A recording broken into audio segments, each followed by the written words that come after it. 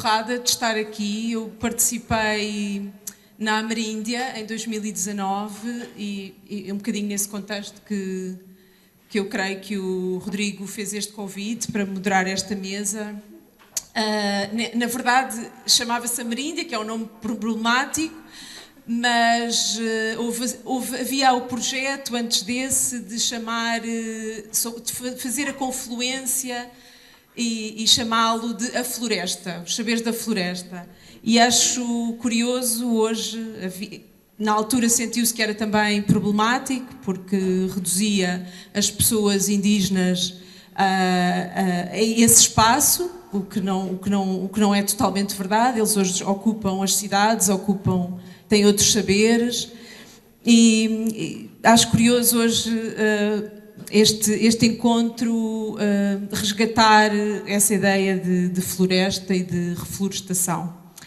Eu tenho o grande prazer de vos apresentar diversas artistas multidisciplinares, académicas, ativistas, nesta mesa. Portanto, aqui à minha esquerda tenho a Ellen Lima Vassu, multiartista, poeta e investigadora indígena do povo Vassu. Atualmente faz o doutorado na Universidade do Minho. Depois tenho também a Olinda Tupinambá, que é artista, curadora e cineasta indígena. Tupinambá, que desenvolve projetos de recuperação ambiental nas terras do seu povo. Rito Natálio, artista e investigador não binário, coordenador da Terra Batida, que é uma rede de pessoas, projetos, práticas e saberes em disputa. E depois tenho também a Sónia Archila,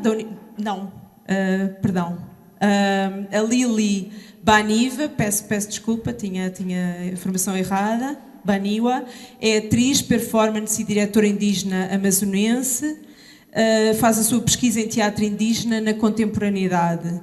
Finalmente, a Susana Matos Viegas, antropóloga, afiliada ao ICS, da Universidade de Lisboa, desenvolveu o trabalho de campo junto do povo Tupinambá, de Olivença, no Brasil, tendo também coordenado o relatório antropológico para a demarcação das suas terras. A primeira pergunta, que é uma pergunta bastante aberta e que depois poderão responder como entenderem, incluindo se auto-identificarem, é a seguinte: baseada na vossa própria prática artística, académica e ativista, gostaria que respondessem à própria questão do painel, não é? O que é que a floresta lembra que os museus esquecem? Eu sei que Rito Natálio tem trabalhado com as restantes artistas, a Ellen, a Olinda e a Lili, num projeto atual, talvez possam falar sobre isso. A própria Olinda participou num projeto, Carla, da Universidade Federal da Bahia, que interviu no Museu de Arte Sacra da Bahia, que é um projeto bastante interessante, talvez também possa abordar isso. E a Susana, não sei se quer falar da sua própria experiência sobre os saberes, como é que os saberes da floresta marcam o teu percurso académico e também um pouco o teu próprio processo na demarcação das terras, não é? Como é que isso talvez te tenha mudado também enquanto académica, não é? Trazer estes saberes. Mas deixo-vos à vontade, sei que vão ler um texto e obrigada. Boa tarde. Vieram para a visita? É por aqui, por favor. Desce escada, e desce outra escada, e mais uma, e tá bem escuro. Acende a luz, mais escada. Desce outra, liga o ar-condicionado. Tá ligado? Sim, está ligado. Tem que estar, senão... Senão o quê?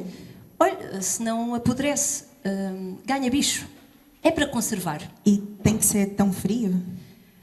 Quer dizer, tem que ficar mais ou menos entre 15 ou 18 graus, senão... É que tá bem frio. Pois está. Olha, devia ter trazido um casaco. E está a gravar? Está. E já preencheu o formulário? Nós agendamos a visita. Ok, ok. É que se está a gravar, é melhor não usar. E se for para usar, é melhor não gravar. Não, então não está gravando. Ah, boa, não está a gravar. Então desce outra escada e mais uma. Escuro, acende a luz, desce escada, mais escada, desce outra. Abre porta, fecha outra, abre gaveta. Olha, eu por mim já tinha devolvido isto tudo há muito, muito tempo. E já agora, qual é que é a vossa universidade? Ah, artistas. Não, é ótimo, ótimo. Os artistas ajudam imenso as coleções. Mas e o formulário? Preencheram? Desculpa, me perdi aqui. Desce escada, Desce escada desce outra, e desce outra. e mais uma, E mais uma. e acende a luz, E acende a luz. e mais uma escada, E mais uma escada. e liga o ar-condicionado. Com licença. Com licença, esse nome ele não está escrito. Ele está escrito assim, mas ele não é esse nome. Ah, não? Não é assim que chama? Mas isto aqui não é para peixe? Não, é para mandioca. Ah, ok. Mas e esta máscara? Também está errado. E essa aqui também, e aquela outra também, e isso aqui também. Pois. Os nomes devem estar todos errados, mas pronto, olha, também já não dá para trocar. E por que não? Pois, não sei dizer. Tá bom, e pegar? Eu posso pegar? Eu queria ver... Não, é impossível. Aqui não se pode tocar em nada. Ah, não pode tocar, não pode mexer, não pode nem respirar. É que tem que pedir autorização e sabe, se fica lá em outro prédio. E tem que pedir autorização, e abre armário, e fecha a porta, e abre porta, e desce escada, um cocar, descrito como um diadema. Olha, um deles até está no Museu dos Coches desde 2019. E era para ter voltado, mas... Uma pluma, um aturá, um maracá, arumã, imbira, uma cabeça. Bom, e o que é que pretendem?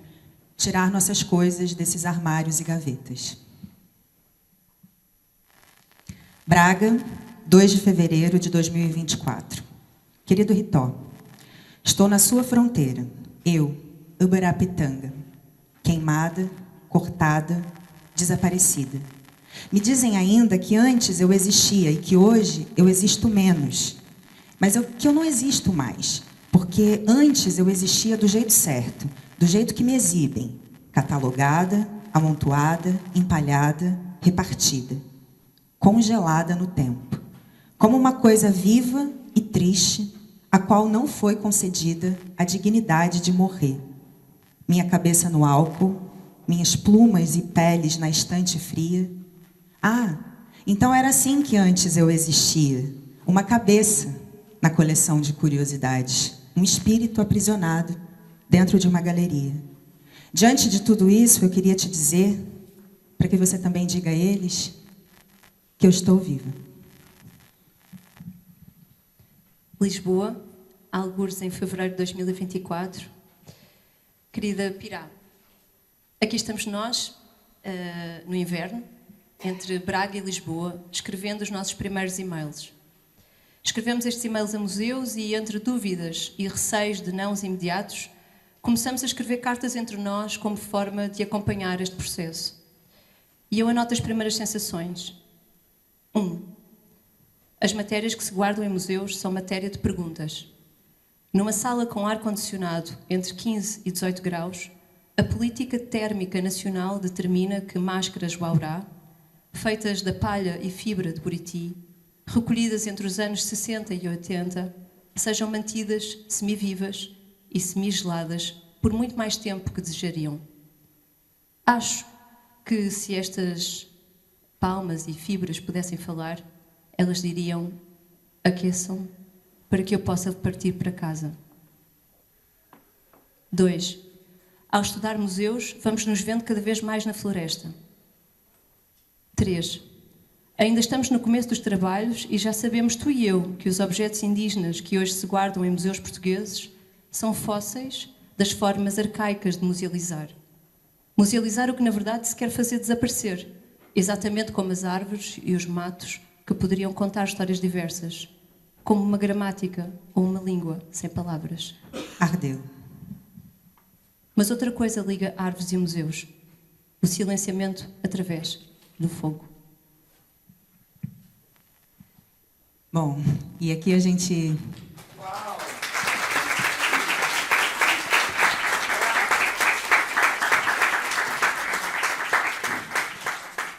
agradecida. Bom, primeiro, boa tarde a todas, todos, todes. Também estou muito feliz e muito honrada de estar nessa mesa com os parentes, com pessoas que eu tenho imenso carinho.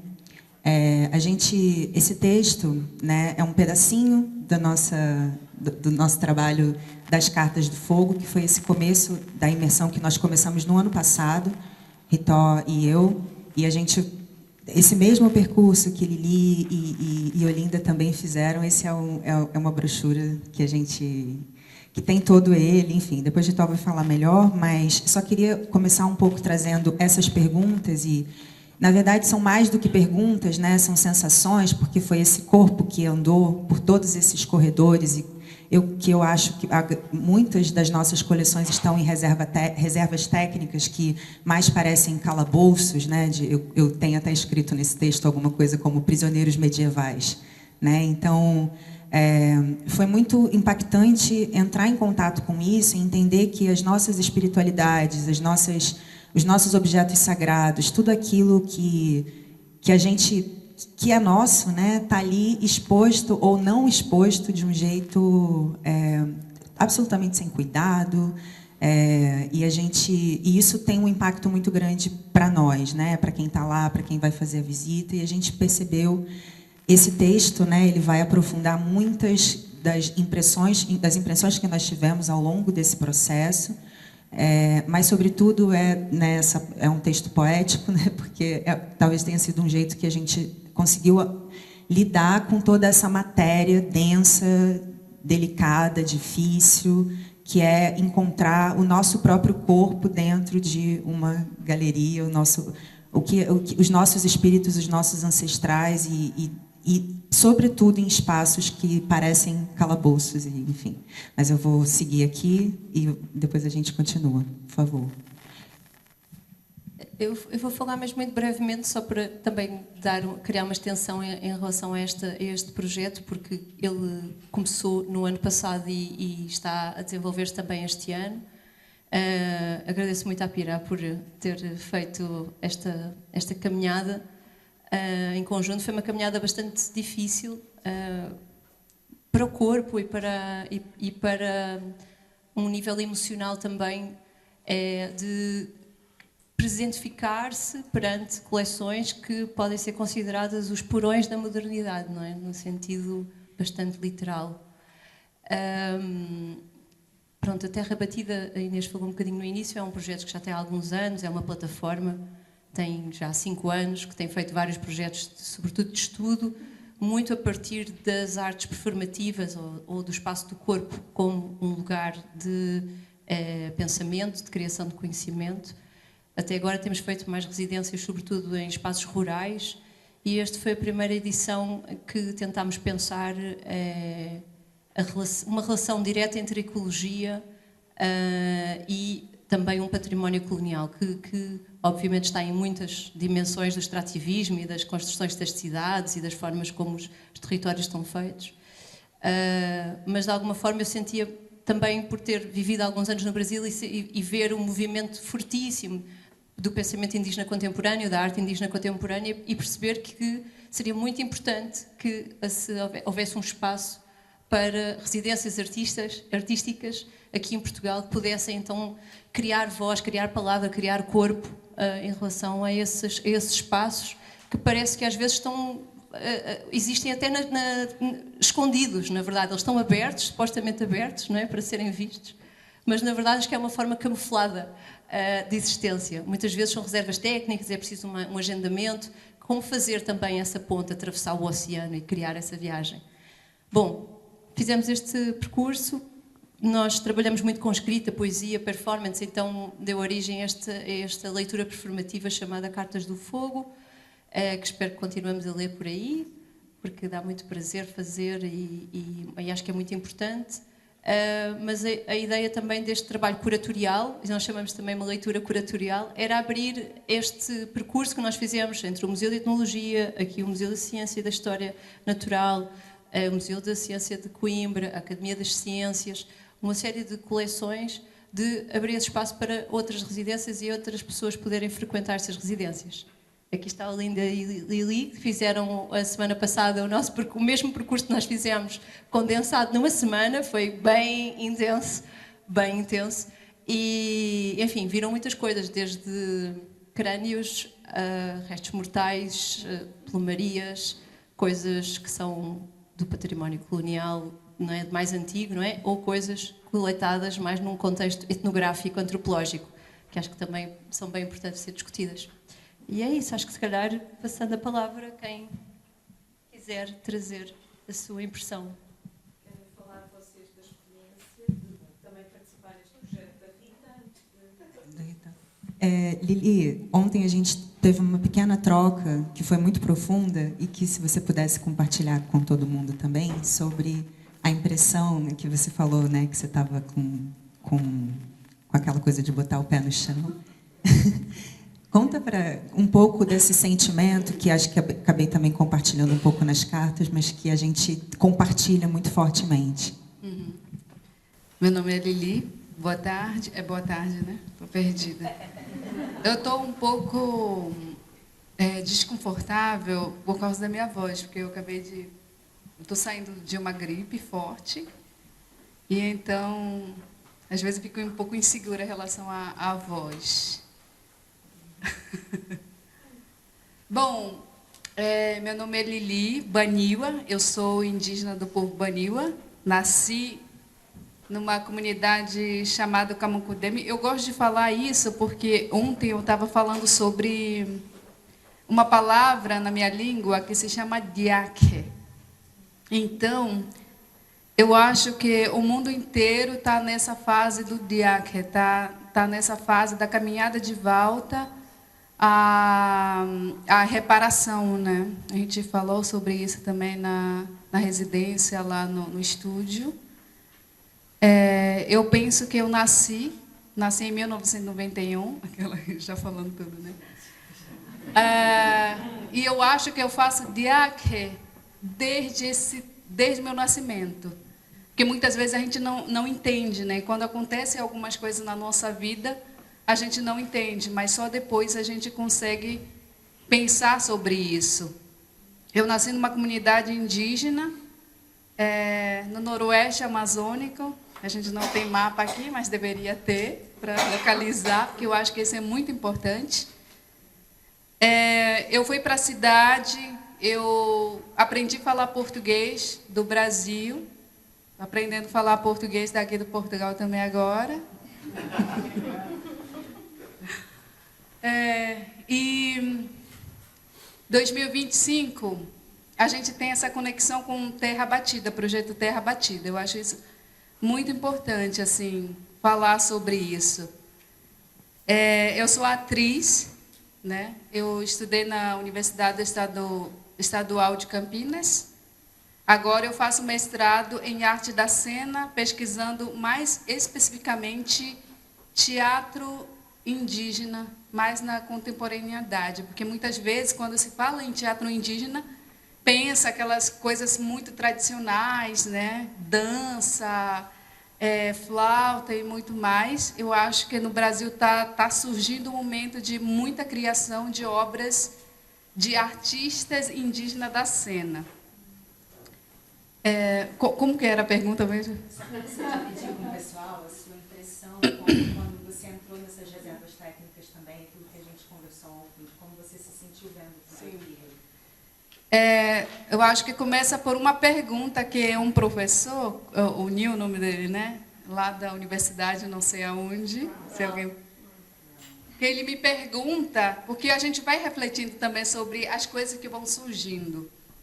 Ele me pergunta se eu viria da minha terra, com meu próprio dinheiro, para visitar os museus. Já que a gente está falando sobre museu aqui, e floresta e tudo mais, eu acho que museu está no caminho para lembrar floresta. Eu acho que a partir das nossas conexões como pessoas indígenas, com pessoas que têm corpo vivo, conhecimento vivo no corpo. Então, ele me faz essa pergunta, eu fiquei refletindo a semana inteira sobre isso. Aí, nesse momento, eu falo assim, não viria com meu próprio dinheiro para visitar os museus. Porque já tenho pouco, então não viria, não gastaria esse dinheiro. Até porque não faço isso no Brasil também. Aí, com isso, eu fiquei pensando... outra resposta que surgiu essa semana, né? Aí, mais uma vez, eu falo assim, eu não atravessaria o oceano para ver a cabeça do meu parente. Dentro de um armário, pegando mofo. Não viria. Então, eu acho que esse projeto Terra Batida, ele está fazendo uma conexão forte. Eu acho que essas conexões que a gente está fazendo agora, lembra a floresta. Se não tiver isso, não lembra a floresta. Porque nossos antepassados, as memórias dos nossos antepassados estão trancados lá, só pegando mofo, né? Realmente é muito forte, a sensação que eu tive foi muito, muito forte de ver tantos objetos sem interação, eu acho, sem interação com o público. Tantos objetos sagrados, tantos objetos de cura, que está distante das conexões humanas, né? Porque ali tem o invisível. Tem muitas coisas invisíveis, e eu acho que começa a se lembrar da floresta a partir dessas conexões, a partir desse diálogo que a gente está tendo agora. Eu acho que agora está começando realmente o diálogo, né?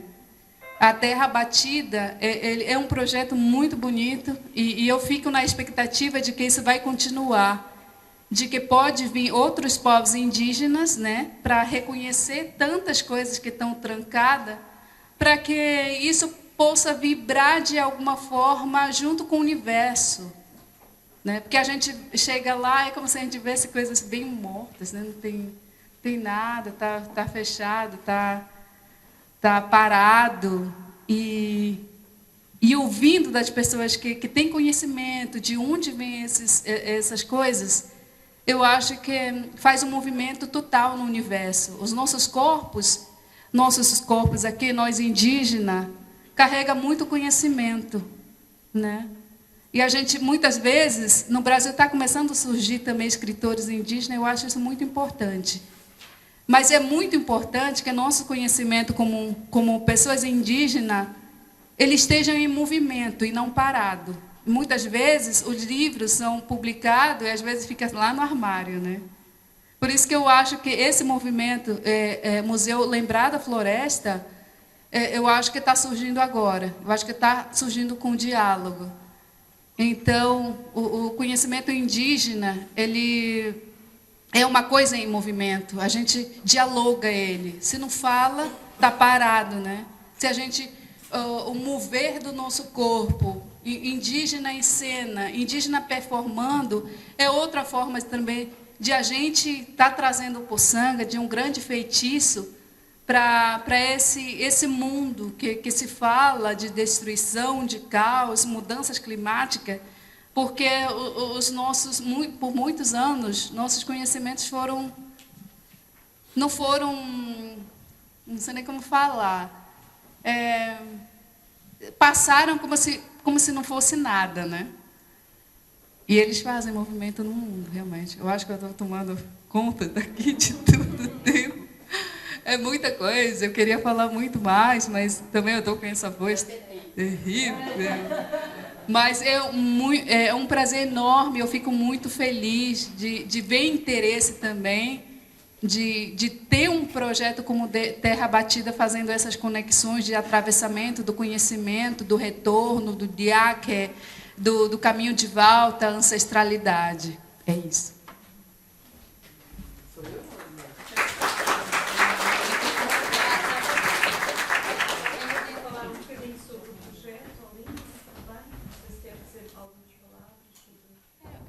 Eu vou falar um pouco sobre as duas coisas, que eu acho que vai se conectam. Então, bom dia, boa tarde a todos e a todas. Eu sou Olinda, eu sou do povo Tupinambá, da Bahia. E eu acho que, bom, as minhas impressões, né? Primeiro, eu acho que chegar aqui em Portugal, para mim, é interessante no sentido de refletir sobre o Brasil, né? Eu acho que quando a gente está aqui, isso se torna uma urgência para a gente mesmo, né? De imaginar este país ter colonizado o Brasil, né? De como é que isso é para a gente. Mas esse percurso nos museus me fez novamente voltar para a minha terra. Assim, para mim é impossível estar aqui e não lembrar dela, e não pensar nela, e não lembrar dos processos de colonização que a gente viveu.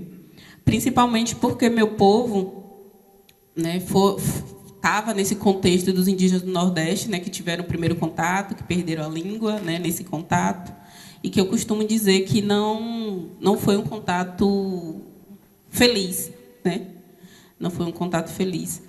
E quando a gente, eu e Zé, a gente teve a oportunidade de entrar, né, ali naquele espaço da Torre do Tombo, encontrar pela primeira vez, assim, eu acho que pelo que eles falaram, dois indígenas, né, terem contato com a carta de Peru, como é o nome? De Caminha, né? Então, assim, e essas impressões, né, que era dele em relação aos povos indígenas, né, me fez refletir sobre várias coisas. Mas teve acho que 3 coisas que me chamaram bastante a atenção, né, nesses relatos, nessas pinturas, que era, mesmo se retratando de povos indígenas, a maioria das pinturas, as características fisionômicas, ainda era de pessoas brancas, né? Então, imaginar esse olhar do outro sobre os corpos, né, indígenas me chama a atenção. Me chama a atenção esses mapas também, né, de como eles veem, né, nesse primeira vista, essa terra, né, imaginando que eles também imaginavam que só era aquele primeiro pedaço de terra, né? Então eles retratam como é essa terra, Belmonte, né, que é Porto Seguro, e a presença muito forte da igreja, né? Então, que para mim eu acho que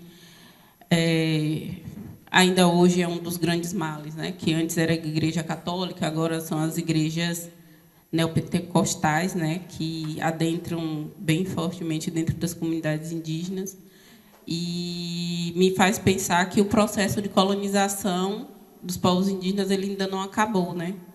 Então, falar sobre colonização, esses processos, não é uma coisa do passado, é uma coisa bem atual, né?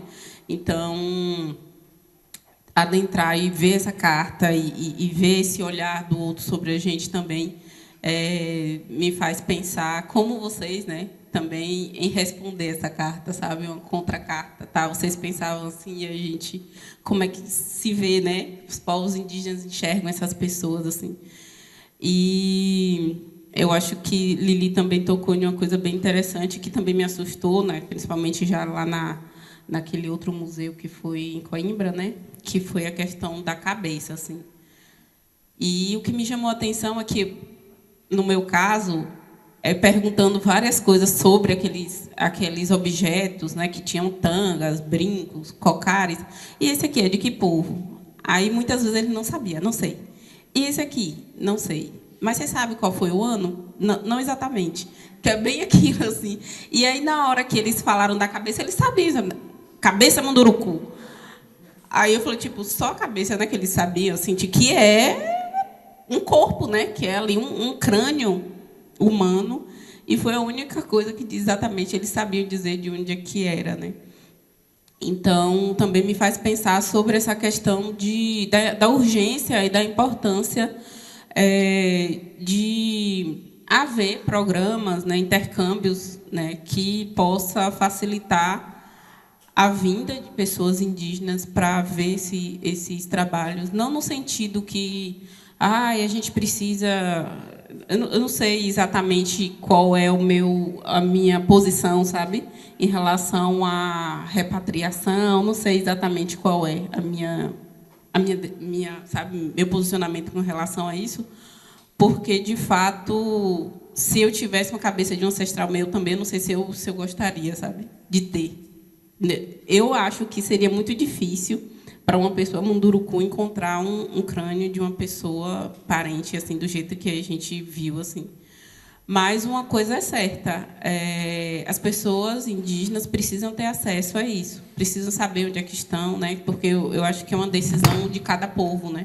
Não é uma decisão minha, mas é uma decisão de cada povo. Eu acho que, de uma certa maneira, a gente, às vezes, pega um nome que está, por exemplo, repatriação de objetos indígenas. E é uma discussão que a gente fala muito, mas ainda acho que, na maior parte do tempo, ainda é uma discussão muito mais acadêmica do que dos povos, sabe? Então, para que isso aconteça, de fato, esses povos precisam ter acesso, precisam saber disso, sabe? Porque é muito assim, a gente, às vezes, pega muitas discussões que estão no âmbito acadêmico e quer botar para as comunidades indígenas, que muitas vezes elas nem se preocupam. Por exemplo, eu sei que o movimento indígena, todos nós discutimos sobre índio ou indígena e de como é ofensivo falar sobre o nome índio em vez de falar indígena, mas na minha comunidade as pessoas não estão nem aí se é índio ou indígena, sabe? Tipo, o nome não é importante, não é o nome que é importante. Então, se você respeitar os povos indígenas, se você discutir, isso é que é importante. Isso não é uma preocupação. Ou falar sobre feminismo. E é uma coisa que as pessoas pensam que todo mundo está a par dessa discussão. Mas as pessoas falam, e o que é que você pensa sobre o feminismo? Claro, tipo, como se eu representasse a minha comunidade ao falar sobre o feminismo. E eu não represento a minha comunidade.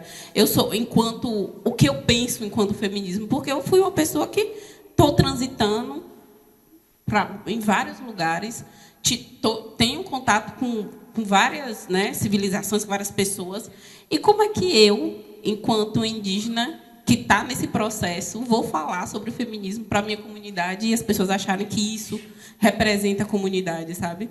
Então, eu acho que, de fato, a comunidade também precisa entender, primeiro, onde é que estão esses objetos, e sentir o que isso significa para eles discutirem, de fato, o que eles querem com isso, sabe? Porque podem querer ou podem não querer, sabe? Isso não é eu que vou dizer. Isso são eles. E, para eles poderem responder isso, eles precisam ter acesso primeiro. Mas eu acho que, nesse processo também de estar adentrando, né, dentro desses museus, eu acho que o museu ele precisa se renovar. E falando como o próprio tema da mesa, né, como é que a gente pode aprender isso com as florestas, eu acho que é exatamente isso.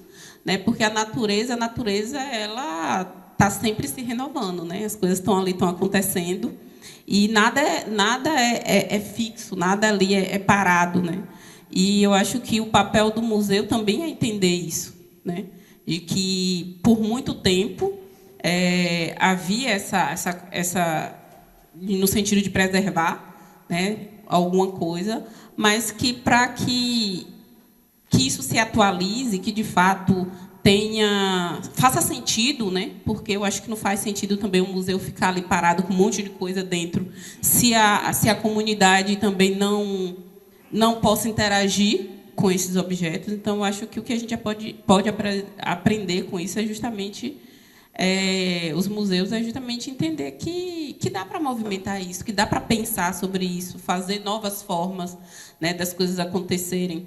A gente também tinha ido em um museu, acho que não na residência aqui de Ritó, mas em uma outra oportunidade na Itália, que discutia justamente a questão dos crânios. Né? Tinha crânios de pessoas negras, e era aquela discussão que, no passado, eles falavam que as pessoas brancas, né, eram mais inteligentes, tal. E aí, em uma discussão sobre isso, as pessoas falavam assim, eu falei assim, mas está bizarro, né? Assim, no tempo de hoje, essas cabeças ainda estarem em exposição. Aí as pessoas, não, mas não é isso, a gente tem que pensar. Eu falo, não, mas que deveria pensar é vocês, né? Porque quer botar para a gente para pensar. Se um museu, aí tem um monte de gente acadêmica que pensa, que estuda sobre isso, até agora não acha bizarro botar aquela exposição, já deveria ter pensado, né? Aí quer botar para mim pensar, eu nem trabalho lá, que eu penso, faço vocês. Né? Faz um monte de teoria, um monte de coisa, e não sabe pensar sobre isso. É eu que vou pensar? Não, eu trabalho é de vocês. Vai pensar vocês. Então, assim, então eu acho que é isso, assim, pensar sobre essas questões coloniais também, é sair um pouco desse lugar que é confortável, né? De só discutir teoricamente, mas como pôr em prática, de fato, né? De ver isso aqui e entender que isso é bizarro. Você adentrar em um lugar e ter uma cabeça de um ser humano. E eu fiz um trabalho com o Ziel, que foi aquele que você falou, né? Que foi um trabalho que a gente começou com exposição, né? Do projeto Carla, que foi esse projeto que, na verdade, é um projeto que a gente queria afirmar a presença indígena enquanto, né, pessoas indígenas que estavam produzindo arte no Nordeste. E a gente já tinha percebido que Salvador é uma cidade que não dava esse espaço, né? Não existia esse espaço dos povos indígenas serem representados naquilo que estava fazendo, que era na produção artística. E aí a gente consegue fazer, né, uma exposição no Museu de Artes Sacras. E a gente abriu a exposição com uma performance, né, que foi estava de Onça e o Pajé, mas não foi essa, mas estava com essas características. E a gente, ao adentrar esse espaço, a gente percebeu que o nosso corpo, apenas o nosso corpo está ali, era um corpo político também, sabe? Porque a gente lembra claramente das pessoas meio que fazendo meio que uma corrente para o corpo da gente não passar ali, né? Não, aqui você não pode entrar aqui. Então, assim, foi muito interessante também estar ali naquele momento, porque a gente fez essa exposição na época com um orçamento bem baixo, né? Mas que depois a gente, Ziel, né, conseguiu levar essa exposição para um outro estado, né, e abrir essa exposição com mais artistas indígenas, também trazendo outros artistas indígenas do território, que é uma preocupação que a gente tem também, né, de ter toda vez que a gente leva uma exposição para algum território, a gente absorver também esses artistas do próprio território, e depois essa exposição ela volta para Salvador já em um outro espaço, né, já podendo pagar todos os artistas. No Ceará também foi pago, em Salvador ele volta também pagando, né, os artistas, ampliando também na quantidade de artistas que fazia parte da exposição. Então, eu acho que os trabalhos que os artistas têm feito têm sido bem urgente, bem importante, sabe, nesse sentido, porque falar sobre arte no Brasil também ainda é um espaço, né, de fato de se impor, né, de estar ali, de estar cobrando. Eu acho que outra coisa que tem acontecido, que a gente tem aprendido muito também, talvez seja como lidar com as instituições, né, que é uma questão que pesa também, né? A gente sempre fala que é a parte mais... Essa parte burocrática é a parte mais difícil, no fundo, né? Que é lidar com as pessoas. Então, eu não vou passar a palavra, e depois a gente vai continuar.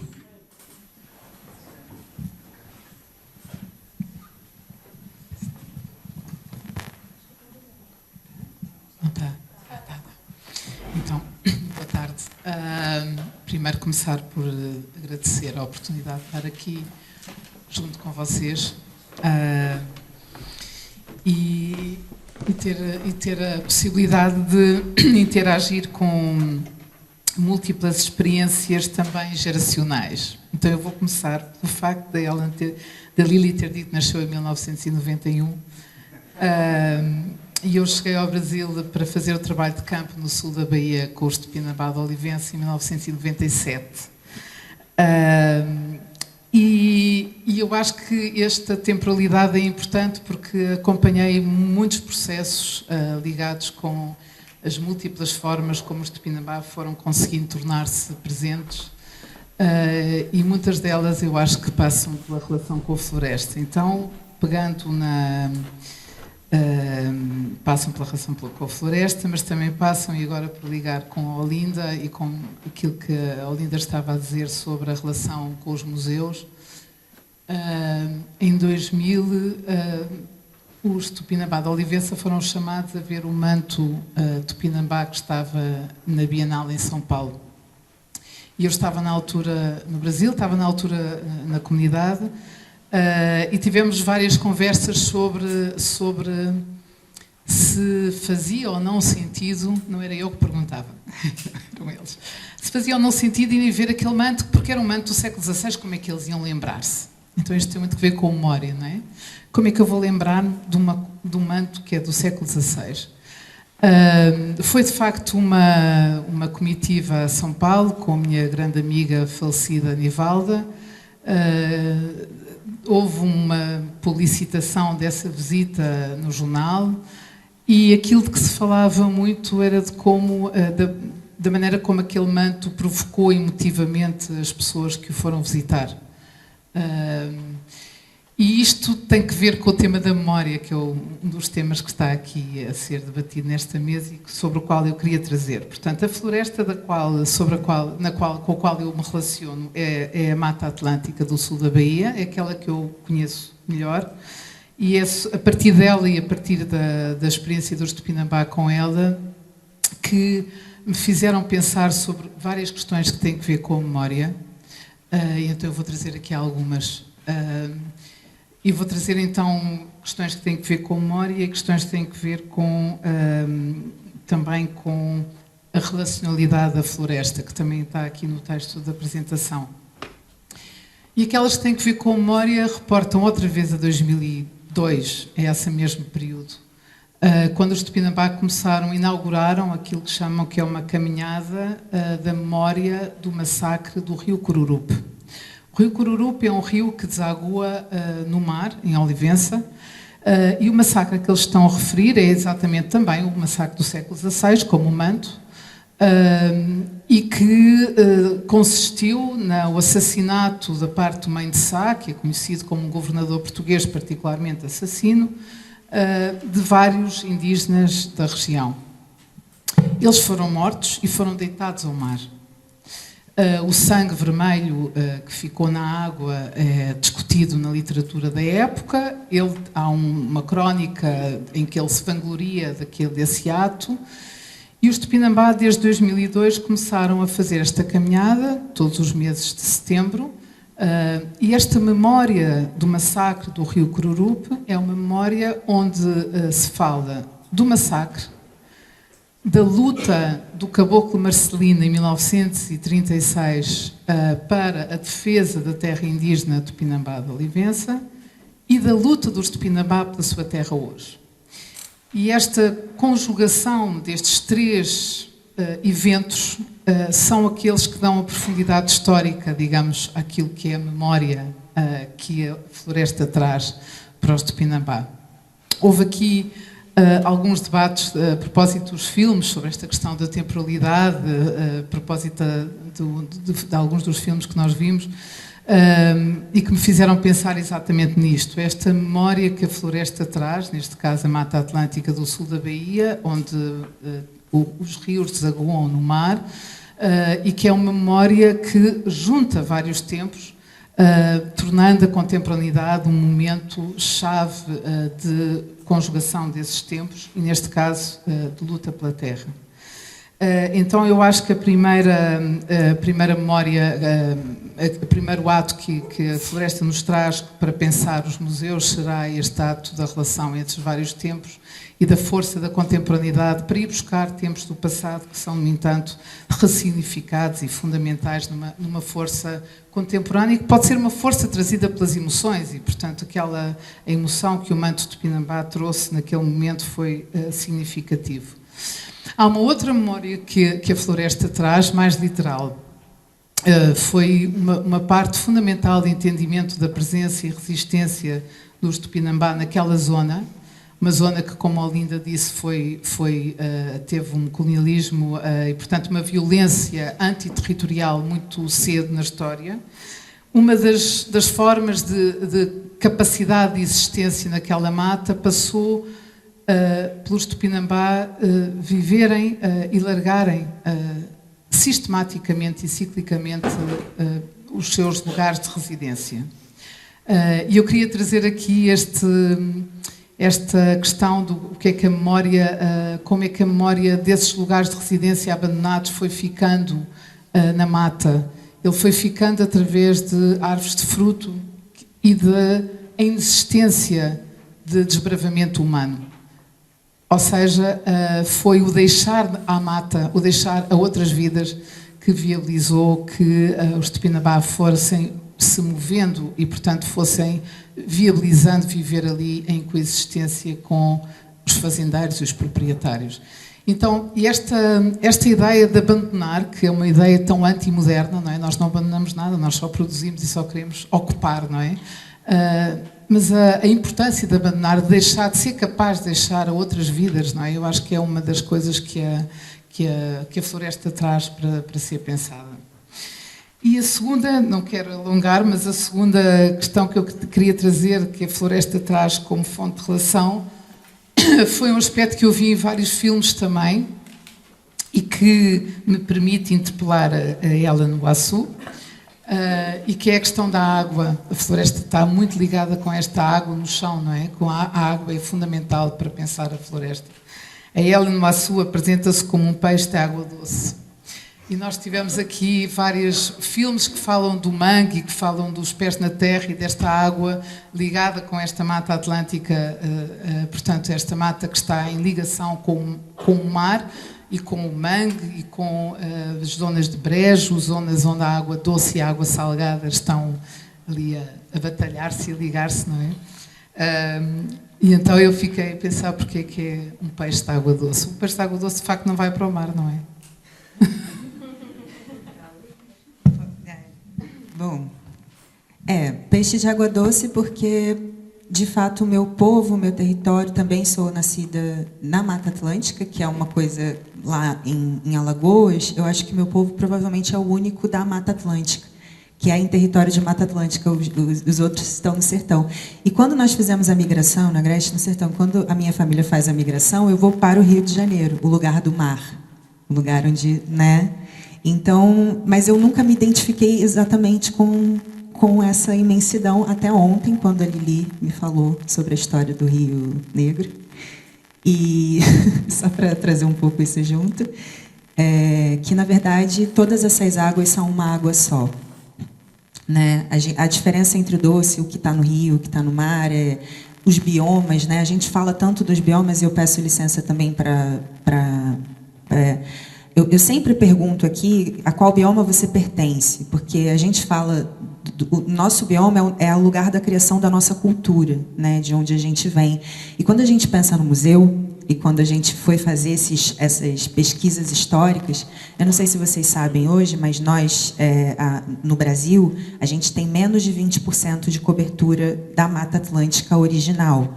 Isso significa que é o bioma mais devastado do país inteiro. Né? E a gente encontrou nas nossas pesquisas... 20% ainda é o bioma que mais encontra biodiversidade na sua floresta. Muito obrigada. É isso. E nessas pesquisas a gente encontrou o modo como, o método como os portugueses faziam a extração dessas, né, que era mais ou menos como se fazia aqui também. Ou seja, a natureza... Estou saindo um pouco do tema da água, embora tudo seja água, mas a gente vê que a forma de entender a natureza ainda era basicamente a mesma. Então, é chegar, destruir e arrasar e ir embora. Chegar, destruir, arrasar. E se fez muito isso neste território também, para se construir as embarcações, para se chegar naqueles... Percebam que a forma de extrair, a gente consegue fazer essa... A gente consegue juntar isso no texto e perceber que a forma de extrair é basicamente a mesma. As pessoas seguem olhando para a Mãe Terra, para a nossa grande Mãe Terra, como um grande produto de onde você pode tirar o que você quiser, absolutamente. E quando a gente vai aos museus, a gente também identifica esse resquício, esse olhar do que é esse olhar colecionista, esse olhar... E eu também queria só uma coisinha, que a gente estava falando sobre a retomada, né? E a gente... essa ideia de... Até no primeiro painel que foi discutido, se a gente retoma, se a gente não retoma, eu estou totalmente com a Olinda. Eu acho que isso precisa ser decidido com os povos, né? Com as pessoas, né? Com os próprios povos. Mas eu penso que a gente precisa olhar para essas metodologias que estão sendo pensadas, e aí alguém tinha falado, eu não me lembro, no primeiro painel, até mencionado a Glicéria Tupinambá, sobre a retomada. A retomada é um conceito... que a gente... É difícil pessoalizar, né? A gente pessoaliza, mas a retomada é um conceito do movimento indígena, não é o conceito de uma pessoa só. Então, a gente trabalha com esse conceito de retomar, mas para retomar depende exatamente da soberania e da autodeterminação dos povos. Portanto, é exatamente isso a importância da gente criar esses processos de trazer, de intercâmbio, de residência, justamente para que esses povos olhem, por mais difícil que seja, algum parente munduruku vai ter que precisar vir aqui para olhar essa cabeça, como a Olinda falar, e dizer bizarro, né? Vamos tirar isso de lá. Então, a água me move, né? Mas eu acho que, como todas essas águas são juntas, né? E eu não consigo pensar... Eu estou sempre pensando integralmente, assim. Eu acho que, pedindo licença também, mais uma vez, a gente está falando de museu e a gente está falando de floresta, mas eu escrevo ali na última coisa, museu é mundo sendo. O museu é um mundo sendo. E o que está acontecendo com o mundo e como a gente está... E aí eu volto àquilo mesmo que eu falei no mesmo dia e peço licença para vocês também. A gente está num processo muito delicado de flexibilização das leis ambientais do Brasil. O PL da devastação. Isso tudo tem relação direta com a colonização dos nossos territórios, dos nossos corpos e dos nossos saberes.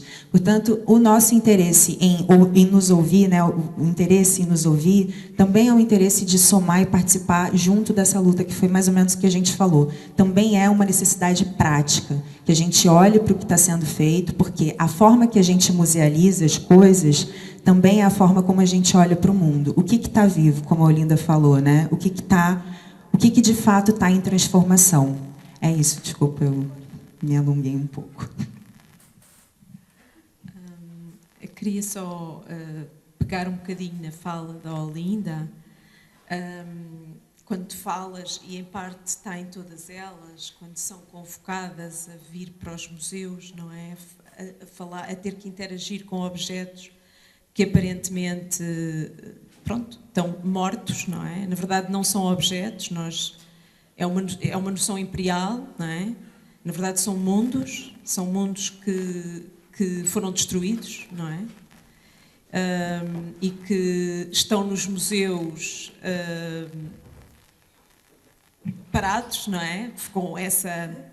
sem impossibilidades de participar nesses outros mundos que foram destruídos. Há quem fale destes objetos como, sim, estão mortos, mas ao mesmo tempo são os vistos, não é? Das pessoas que muito legitimamente vêm para a Europa ou para os Estados Unidos e, portanto, eles atestam a violência dos seus mundos e, portanto, deveriam ficar nos museus, não é?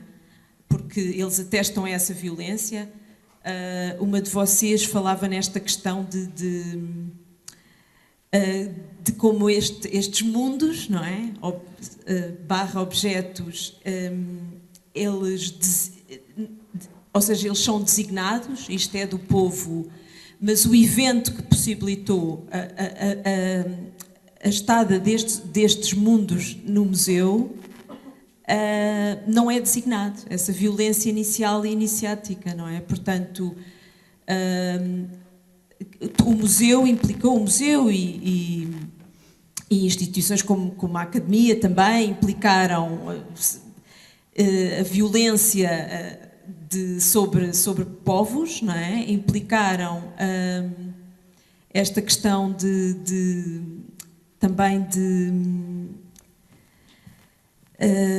e implicaram também uma série de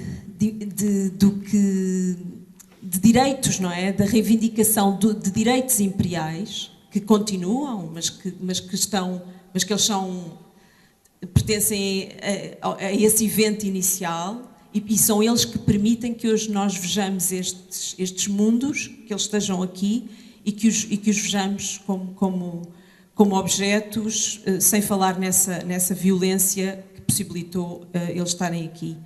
Ao mesmo tempo, eu percebo que, e também ligando com uma fala tua sobre o filme há 2 dias, de que chegastes aqui a Portugal e, enfim, afinal isto não é nada aquilo que eu imaginava que seria, como é que é possível nos terem colonizado, que é esta ideia. Portanto, há aqui também dá a dimensão de que o colonialismo, sobretudo, obviamente é muita violência, mas sobretudo ele pega muito no imaginário, não é? Em criar imaginários de que os museus são a prova viva, não é? Criado um dispositivo para atestar o que se fez, não é? Mas isto já foi aqui abordado, isto para dizer que há esta dicotomia. Por um lado, há este gesto de querer retomar e alguns povos indígenas, algumas culturas africanas, de retomar os objetos, não é?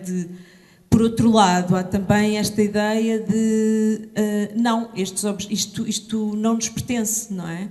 E se muito atesta a violência, portanto deixá-los lá estar, não é? Mas isto liga-se com o que vocês estão aqui a fazer e que nos últimos anos tem vindo a ser feito em muitos museus, em muitas universidades, também aqui no âmbito deste projeto, que é, muitas vezes, por um lado, sim, pomos os povos e estes mundos a que eles pertencem e que estão nos museus em conversa. Por outro lado, também se espera, como algumas de vocês já anunciaram aqui, que esse trabalho seja feito por vocês quando devia ser feito por nós, não é?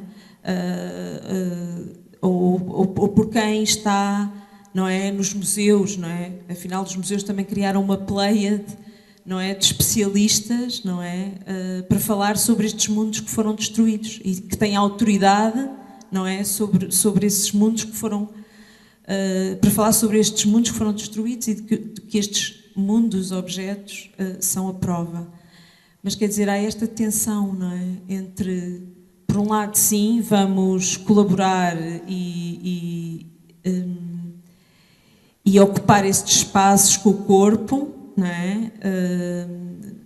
E com a memória que está no corpo e na oralidade e para fazer avançar o debate. Por outro lado, há também, de novo, não sei o que é que vocês sentem em relação a isso,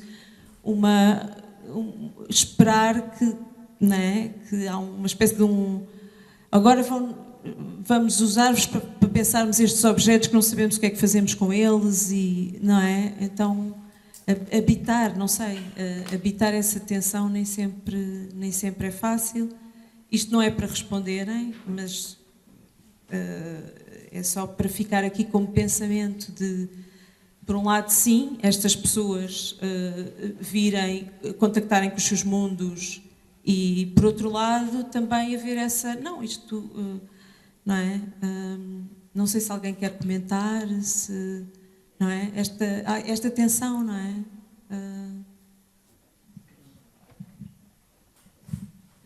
Eu vou falar bem rápido, porque eu sou conversadeira, mas assim, eu acho que tem uma coisa que para mim me chama muita atenção na relação dos povos indígenas com as pessoas não indígenas, é que a minha sensação, às vezes, é que muito das nomenclaturas, né, que são criadas é uma forma de tentar nos domesticar. E eu sempre digo assim, talvez alguns erros nós, enquanto indígenas, temos cometido, que é aquela coisa do selvagem, né? Que as pessoas falam, chamou o índio de selvagem. Eu falo assim, eu gosto quando me chamam de selvagem, sabe? Porque eu sou mesmo. Porque eu sou mesmo e, tipo, na verdade, eu acho que é a beleza, sabe? Ser selvagem. Eu acho que se a gente tivesse entendido isso mais, talvez alguns estejam entendendo agora, mas se a gente tivesse entendido que a gente deveria ter continuado bem selvagem, talvez os brancos não tivessem, sabe, ter feito tanto mal aos povos indígenas. Porque eu entendo que eu tenho conversado muito com algumas pessoas e os indígenas, assim, a gente sempre está preocupado com o que o branco pensa sobre a gente. Eu vou fazer isso. E o que o branco vai pensar da gente? E eu sempre falo, não fica preocupado com o que o branco vai pensar da gente, que eles são tão escrotos com a gente. Você ainda está preocupado com esse povo, né? Então, assim, vamos deixa esse povo para lá, né? Porque se eles pensassem um pouquinho sobre as merdas que eles fizeram com os povos indígenas, talvez a relação fosse melhor. Mas quem tem que refletir são eles, não somos nós. E aí eu fico pensando sobre várias coisas. Por exemplo, lá no Brasil, quando eu comecei a trabalhar com a questão ambiental, e aí as pessoas começaram a falar, não, você está fazendo agrofloresta. Aí eu, agrofloresta. Aí eles, tipo, não, mas vocês não querem vir aqui, não, para a gente conversar. Quer dizer, aí inventam a nomenclatura para, isso dentro de um contexto acadêmico, falar as mesmas coisas que a gente já faz. E por que não chama os povos indígenas para falar sobre isso? Ou por que não fala assim, vou chamar os povos indígenas, qual é o nome que vocês chamam aqui? Porque a gente quer falar sobre isso na academia, só que pega uma nomenclatura e bota isso como se fosse uma coisa muito nova, sabe? Agrofloresta. É o consórcio de árvores nativas, daquilo que é da terra, com o que você planta para comer. Tá, a gente já faz isso há milhares de anos. O que tem de novo nisso? Então, assim, toda a minha não sou acadêmica, não estudo sobre isso, só penso mesmo assim, sobre isso. Que tem um monte de coisa aqui que, na verdade, não deveria nem estar sendo estudado na academia, que é uma coisa tão básica, sabe, de vida, que eu acho que não faz muito sentido, sabe? Mas, assim, não sei. E também porque, normalmente, as pessoas da academia falam e não fazem nada. Daí só fala a teoria, não sei, para alguém aprender e, no fundo, muita gente nem está fazendo nada, fala. Eu acho que talvez está precisando as pessoas da academia, que não é só da academia, acho que talvez o mundo não indígena, pensar um pouco mais sobre o viver mesmo, né? Parar de ficar só pensando naquela coisa da ideia e botar em prática, porque a gente está falando de novos tempos, né? A gente está falando de pensar a questão ambiental. Então, se a gente fala em questão ambiental, a gente precisa pensar o nosso modo de vida no mundo, a gente precisa pensar o nosso consumo, a gente precisa se entender enquanto natureza, entender que isso aqui não é alienígena, isso aqui é um produto que vem do algodão, que foi plantado, que precisou chover para poder germinar, nascer e alguém colher. É entender que esse celularzinho que não precisa ser trocado todo ano, porque isso também vem da natureza, né? A gente precisa tirar todos esses elementos, o elemento químico né, que está lá na cadeia periódica, aquilo ali é tudo natureza, gente, né? Tudo natureza. Não é uma coisa que é uma tabela para ficar só estudando e não entender que isso vem da natureza. A areia vem da natureza, o cimento é uma pedra, uma grande pedra que tem lá na natureza de baixo, que a gente explode tudo, torra, vira pó, e depois desse pó a gente faz o cimento, né? Então, assim, é entender que esse shampoo que a gente lava a cabeça, né, vem da natureza, tudo vem da natureza. Então, nós não somos diferentes da natureza.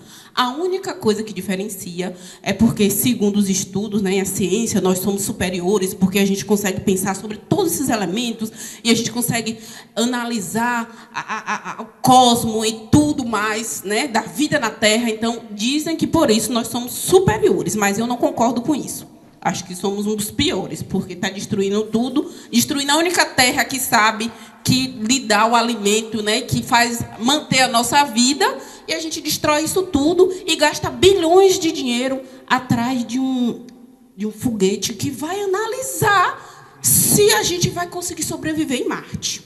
Né? Então, assim, isso, para mim, pensar sobre isso, sobre a nossa vida, sobre tudo que a gente está falando, é entender que nós somos natureza. E se a gente não entender isso, aí fica difícil. Eu, pessoalmente, já perdi a esperança na humanidade há muito tempo. Mas, não por isso, não, eu vou deixar de fazer a minha parte, porque eu quero, né, ter minha consciência tranquila de que eu estou fazendo a minha parte. E, não sei, já me perdi. É porque, quando eu falo sobre isso, eu fico meio...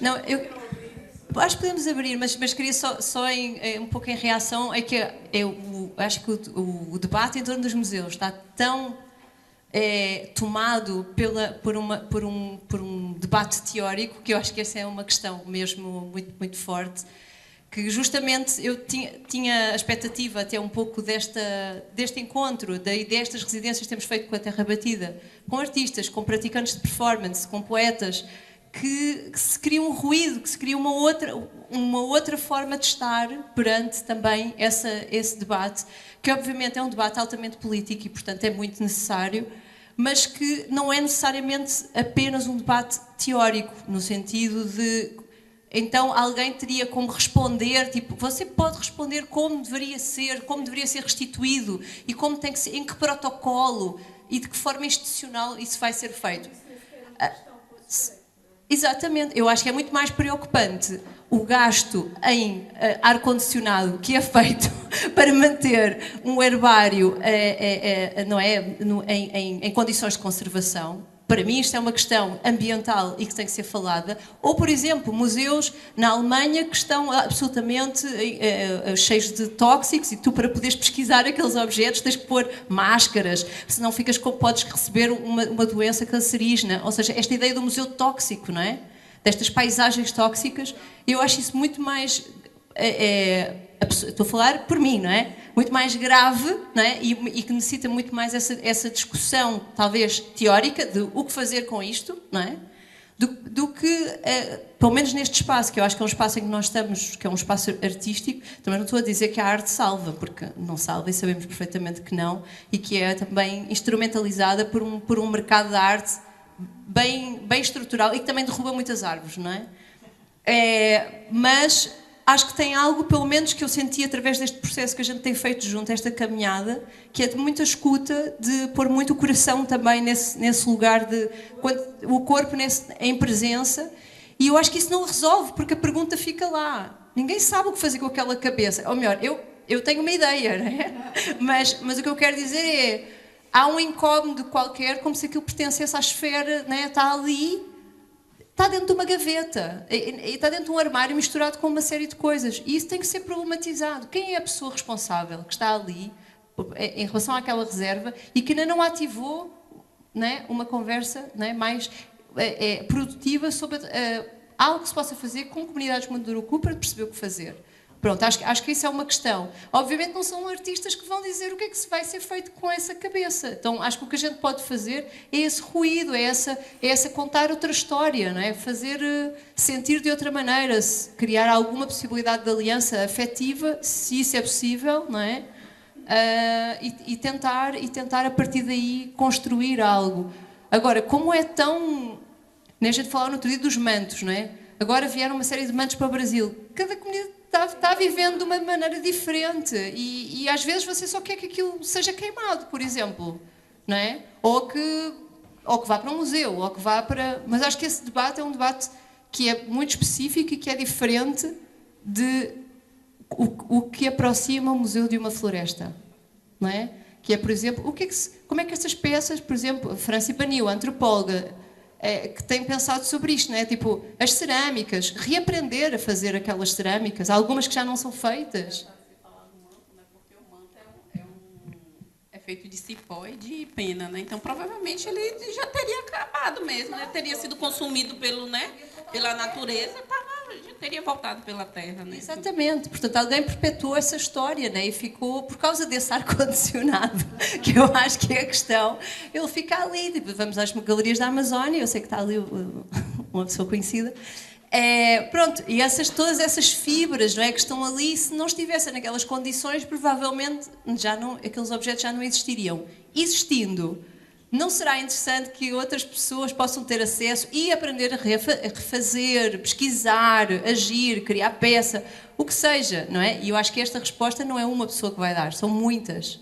Então, o que eu acho que a gente pode fazer é coletivo, e esse coletivo acho que é a coisa que, para mim, que mais forte deste processo que a gente tem feito. Só um comentário do ponto de vista da preservação, mas é um comentário de provocação. Deixem as coisas morrer.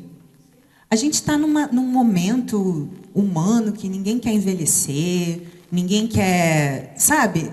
Ninguém quer morrer, gente. Todo mundo vai voltar para a Terra, como, né? Todo mundo vai. A gente é Terra, a gente volta para a Terra. Deixem as coisas morrerem, né? Deixe que o tempo, esse abstrato, esse que a gente não conta, faça o trabalho dele dentro do nosso próprio corpo. Aprisionar um corpo é também aprisionar o seu próprio corpo, porque todo mundo é uma coisa só. Acho que é isso que a gente está aqui também tentando dizer. É só esse comentário, Susana? Não só para pegar nessa mesma ideia, porque era exatamente isso, quando eu estava a falar nesse ato de viver e deixar, onde se morou, na mata, esse ato de deixar... Não é necessariamente morrer, deixar para outras vidas, não é? Essa capacidade de deixar para outras vidas, que eu acho que é uma lição da mata, da forma como vários povos indígenas têm vivido na mata e têm garantido essa biodiversidade, que ela não existe só pela mata sem essas relações com eles também, não é? E eu acho que essa imagem, exatamente, de ser capaz de deixar para outras vidas, eu acho que é um ato corajoso e que é um ato que a mata, a floresta, pode ensinar aos museus. Obrigada. E aliás, é um museu como sítio de morte, mas que não deixa morrer, não é? É um sítio de morte fundado não é? Mas que, de facto, não sabe deixar morrer os seus objetos, não é? Enfim, foi-me dito para abrir o debate ao público. Não sei se alguém tem alguma questão para fazer... força.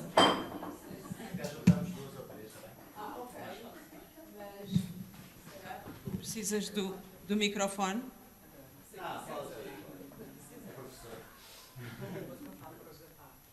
Bom, primeiro queria agradecer, porque realmente foi uma mesa brilhante. Peço desculpas para chegar atrasado, estava numa reunião,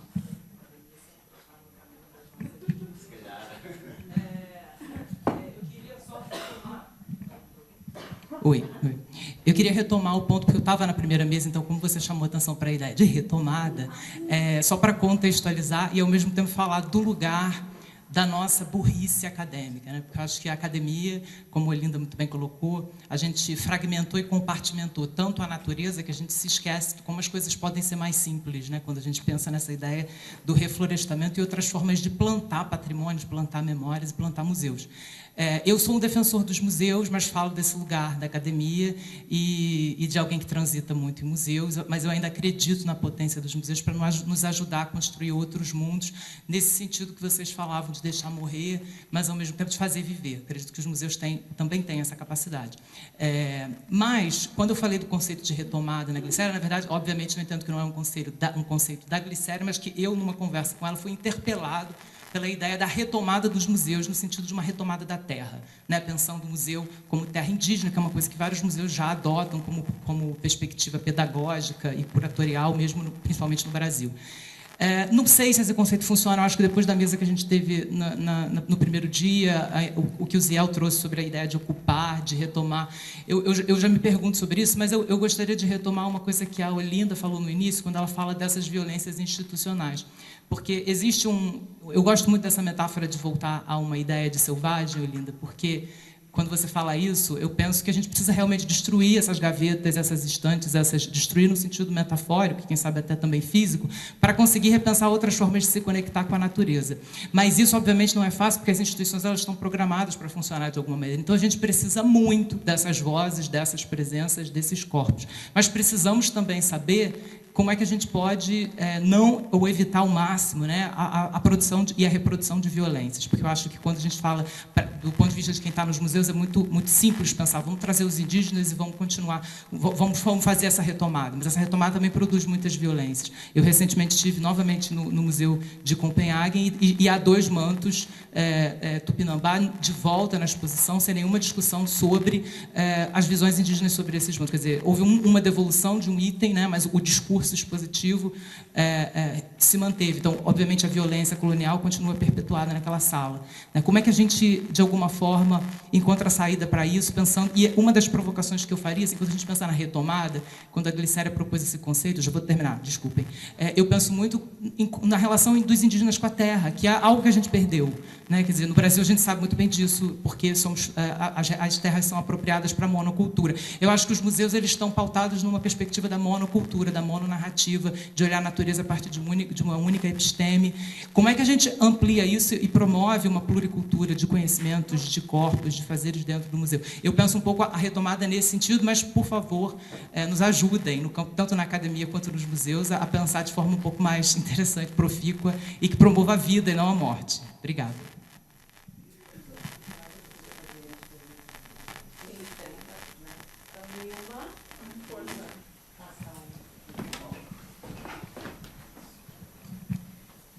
Boa tarde.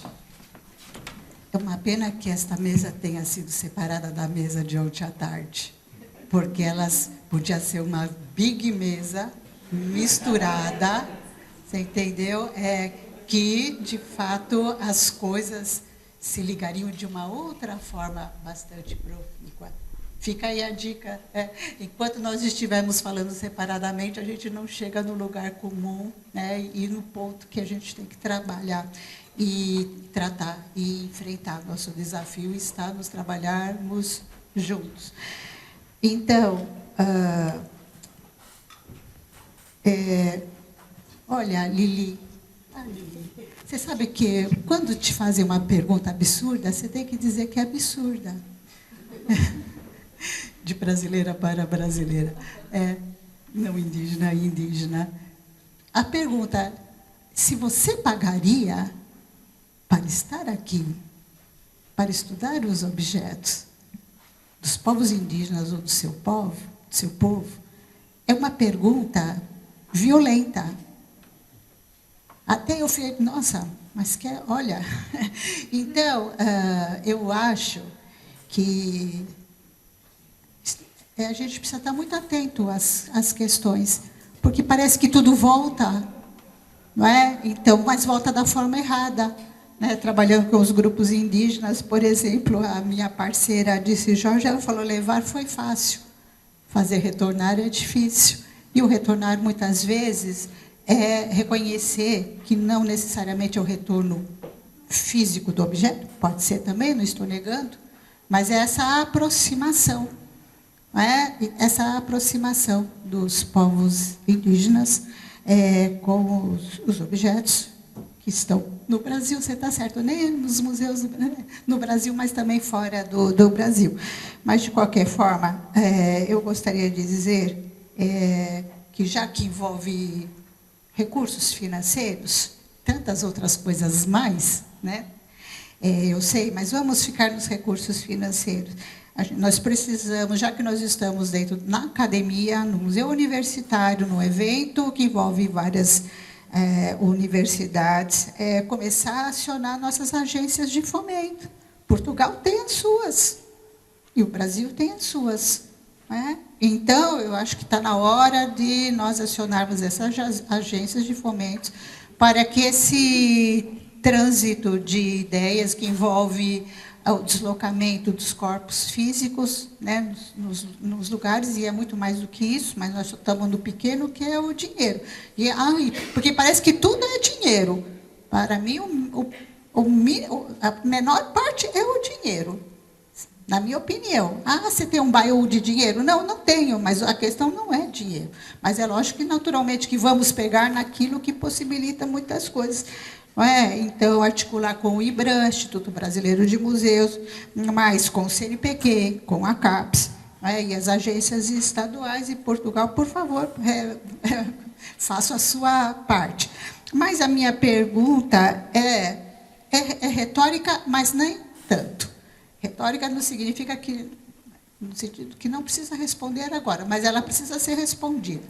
Exatamente o que não é fácil? É a coisa que eu mais escuto desde o primeiro dia aqui. Não é fácil.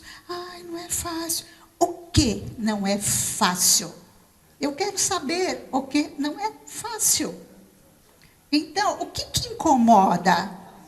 O que não foi vocês que... Não, é retórica. Talvez, olha, deixa eu te falar uma coisa de brasileira para brasileira. O problema somos nós, não indígenas. Então, assim, o que não é fácil para nós?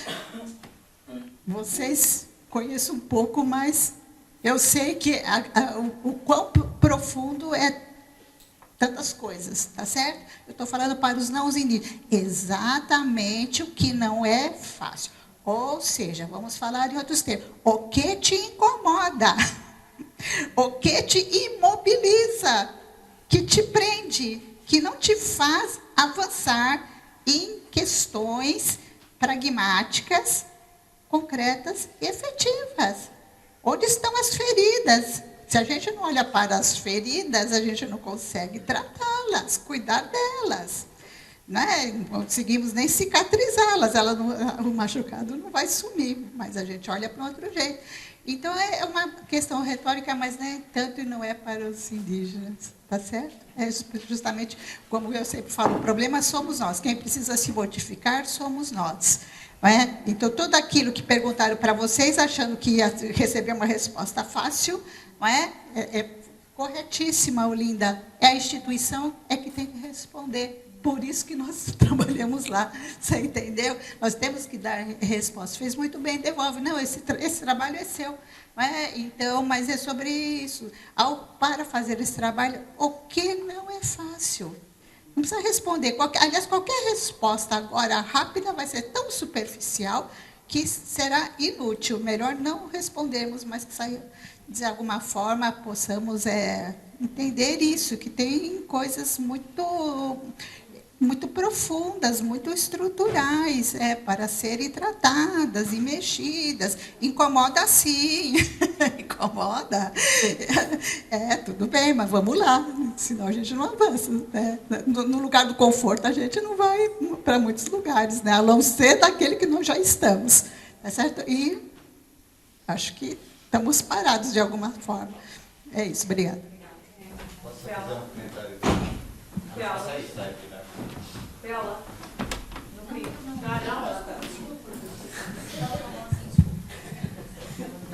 Só um comentário breve. Muito obrigado pela vossa mesa. Foi uma maravilha escutar-vos, vocês. Era muito importante. Eu penso que os painéis de hoje vão ser muito fortes nesse sentido. Eu só queria aqui introduzir um pouco de ruído, porque acho que é a pluralidade, não é ruído, é pluralidade, porque nós estamos fazendo há muitos anos, desde 2017, que estamos trabalhando num projeto tentando obter financiamento em Portugal e de pessoas que não compreendem para trabalhar algumas das coleções que estão no Museu Nacional de Etnologia, primeiro com a professora Catarina Alves Costa, depois mais recentemente, e finalmente conseguimos uma coisinha, eu nem quero dizer o valor, porque é ridículo, e permitiu trazer 2 pesquisadores Camaiorá ao Museu Nacional de Etnologia em final de fevereiro, e eles estão com um projeto completamente diferente, não é? Portanto, é só para trazer assim outras experiências, para não haver assim em questão, eles próprios estão construindo um projeto que é Arquivo Camaiorá, Eles estão pensando em construir um museu, a Universidade de Camaiorá, na aldeia, já também com algum apoio do Itaú, mas com muita dificuldade, e a experiência foi bastante positiva e também muito forte por outras razões no museu. Por exemplo, o Akamu viu pela primeira vez a foto da sua avó. Foi assim a primeira vez e ficou muito comovido, só falou muito mais tarde. E estava falando com a mãe depois no WhatsApp sobre isso, que era a mulher de Fátima à altura. Uma foto que foi tirada por outra razão mostrava um silo de mandioca, como era feito antigamente, e que já não é feito agora na aldeia Camaiorá. E o Marcelo disse: esta foto é muito importante, nós estávamos vendo outra coisa.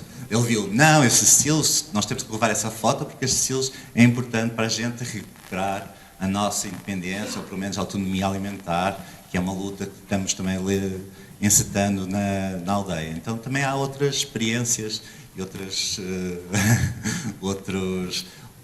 pontos de partida também. Eles próprios, quer dizer, eles tiveram essa experiência desde o... Eu não quero falar em nome dos Camaiorá, portanto estou dizendo assim estas pequenas coisas, mas eles têm um artigo científico que explica um projeto e há muito, desde os anos 90, que estão guardando conhecimento produzido por antropólogos e por outras pessoas na aldeia. Infelizmente esse museu que eles tinham ardeu, então estão retomando esse processo de arquivo, mas há várias experiências. E eu queria deixar isso aqui porque acho que a pluralidade é bastante importante. Obrigado, era esse comentário. Francisco, não queres mesmo?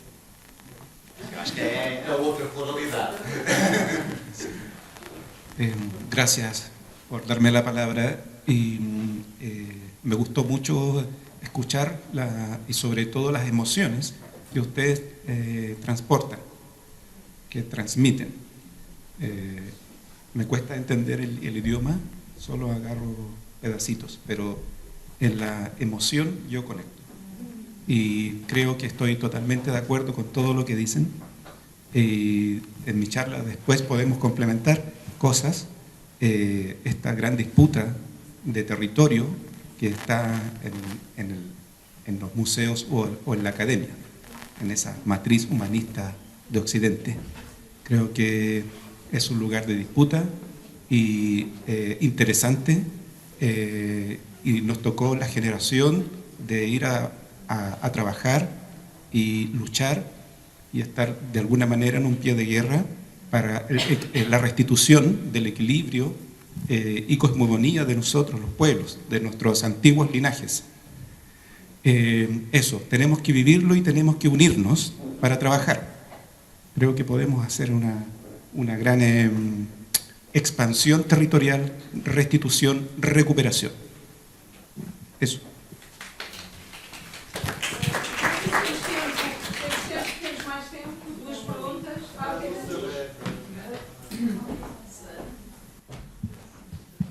Vou ser breve porque sei que não há muito tempo. Então, a gente veio falando muito da responsabilidade das instituições, especialmente das instituições europeias, com os seus arquivos indígenas. E eu acho que eu queria trocar isso um bocado e perguntar qual é a necessidade das instituições europeias com os povos indígenas. Porque eu acho que, claramente, isso parece continuar a dinâmica de exploração do pensamento, mas eu acho que a Europa está num momento crítico também, não é? E em muitos sentidos, ecológico, espiritual, etc. E eu acho que, nesse sentido, o pensamento indígena e as formas de pensar indígenas, acho que os europeus precisam disso. Mas, ao mesmo tempo, isso também tem gerado uma romantização do pensamento indígena e um monte de outras coisas. Então, e uma continuação da exploração, nesse caso intelectual, vocês já abordaram um bocado disso. Mas será que também os museus indígenas, as universidades indígenas precisam disso, né? Precisam de ouvir os indígenas? Francisco tentava pedir também os espaços nos museus para as pessoas indígenas. Então, é isso. Também pensar não só na responsabilidade, mas também na necessidade.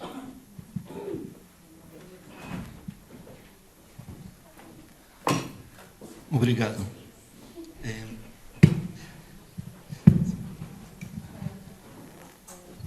Eu quero continuar com uma pergunta que você fez ontem, né, e acho que é muito importante. O que eu escutei foi reclamos em termos de que o reconhecimento não alcança. Esse tipo de reconhecimento, seja ele qual seja, qual for, não alcança. Sempre é necessário mais um passo. Essa é a lógica do reconhecimento. Mas o que acontece com tudo isso nesse contexto mundial, europeu, latino-americano, de avanço das direitas, onde a ameaça é o reconhecimento nenhum? E que diagnóstico estão fazendo vocês, como artistas, intelectuais indígenas, dessa situação, no sentido de que talvez, em termos táticos, constante impulso a um melhor e mais reconhecimento talvez seja visto por estas instituições como uma ameaça maior que pode ter ainda mais represálias de todo tipo. Então, qual é o diagnóstico da situação tática atual em termos de política, em termos da situação cultural do Brasil, de Latinoamérica em geral e da Europa?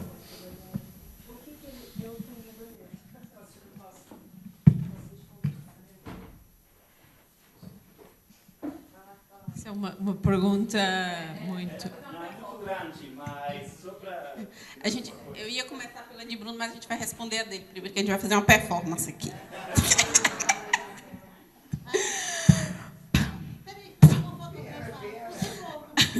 Primeiro, dentro disso, falar assim, que sobre essa questão do pensar sobre a extrema-direita avançando, assim, a nossa luta dos povos indígenas não começa agora. Isso é para vocês. O que está acontecendo, essa briga é para vocês. Essa luta da gente é desde que a gente teve os primeiros contatos, a gente já vive essa luta, né? Hoje em dia, a gente está lá fazendo o nosso processo de ir para a rua, de lutar. Inclusive, quando estava tendo processo contra Lula, os únicos povos que se levantou foram os povos indígenas. Mas a gente nunca recebe isso de volta. Quando a gente vai fazer os nossos ATLs, quando a gente vai fazer as nossas marchas de mulheres indígenas, a gente nunca recebeu o apoio de pessoas não indígenas, de fato, com a gente. Porque apoiar de Instagram, eu sou tupinambá, eu sou munduruku, é muito fácil. Agora, difícil é devolver as nossas terras. Difícil é ter o compromisso que deveriam ter com a gente há muitos anos atrás. Difícil é entender que nós somos donos daquela terra, sabe? E que não era para a gente estar vivendo num momento de passar... A gente não briga pela terra, a gente tem brigado pela nossa sobrevivência. A gente briga pelo direito de existir. Então, sabe, essas conversinhas de o que a gente pode fazer, a gente já está fazendo a nossa parte. É a mesma coisa que acontece com a questão ambiental. Os guardiões da floresta, eu já falei que eu não estou guardando nada para ninguém. Cada um que se vire. Eu estou fazendo a minha parte, os povos indígenas estão fazendo a parte deles, de preservar a floresta. Só que a gente sempre tem que estar tirando o corpo dos brancos, gente. É como se o povo nunca tivesse a responsabilidade. Parecem crianças. Sempre é o outro que tem que fazer. Pelo amor de Deus, todo mundo adulto, todo mundo sabe que a gente precisa viver nessa terra, que tudo que a gente tem para poder continuar, manter as nossas vidas está aqui, e a gente precisa botar no outro toda a responsabilidade de ser os guardiões da floresta. Eu não guardo nada para ninguém. É importante entender que a floresta amazônica hoje é uma das maiores biodiversidades de potência de água que a gente tem, mas que, gente, é para todo mundo, a responsabilidade de fazer acontecer aquele existir. Porque, como ele mesmo falou, tá aí, foi aprovada a PL, sabe? Aí a gente vê as cidades, no Brasil principalmente, aqui também, né? As pessoas moram nas cidades, com o rio passando nas cidades, tudo cheio de água, aí o povo polui tudo e vai fazer obra em Belo Monte, vai falar Belo São, infernizar a vida dos indígenas. Quer dizer... Isso são coisas assim que aí fica, não, todo mundo Krenak, a queda do céu, porque Krenak falou, porque Davi falou, que não sei o quê, e não fazem nada para mudar a realidade. É só uma discussão teórica, me desculpe, mas eu já estou cansada da teoria, e ninguém faz nada. Então, assim, assim, eu acho que é pensar o nosso lugar, né, no mundo, e entender que não existe aquela conversa, né? Porque também até a gente, enquanto movimento, está pecando. Porque agora está essa discussão que se não for preto, não pode falar sobre racismo. Se for indígena, se for branco, não pode falar sobre isso. Tem que falar, não é só falar de boca, mas tem que fazer, tem que lutar pelas questões indígenas, tem que saber que esses políticos que a gente bota influencia na nossa vida, né? Porque a gente não é que eu acho que Lula é a melhor coisa do mundo, não, mas pelo menos deixa a gente viver, né? Lutar ali, estar ali na BR, né? Falar que a gente quer viver, mas o outro queria matar, queria exterminar. Então, assim, falar politicamente também de quem a gente bota, né, no poder, né, que decide realmente a vida da gente, falar também sobre direitos, né, dos povos indígenas, de pessoas periféricas, de pessoas negras, racializadas. Então, vamos para a prática mesmo, né? E, bom, o jeito que a gente tem de lutar é fazer o que a gente já está fazendo, né? Vai lá. Eu acho até que a gente já está muito passivo, porque eu sempre falo que está na hora da gente pegar pesado lá no Brasil, que já está muito leve. E vocês aí, como eu sempre digo, vocês que têm que procurar saber o que vocês têm que fazer, o que vocês querem da vida, porque a gente sabe o que quer. Demarcação de terra para a gente resolver, né? Começar a resolver as questões, primeiramente demarcação de terra, porque a gente que vive em território, a gente sabe que a luta não é brincadeira, não.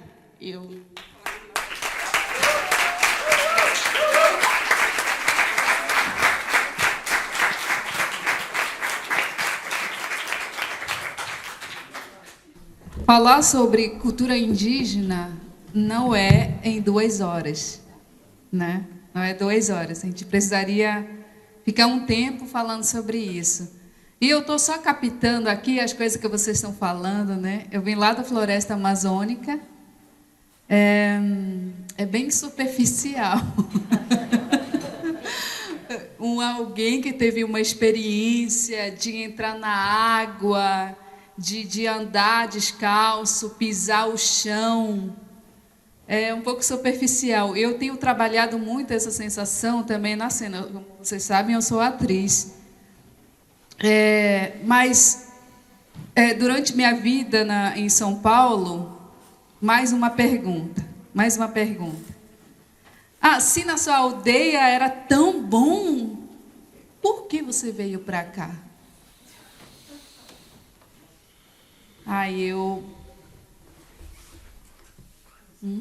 Às vezes eu respondo só depois, talvez só ano que vem.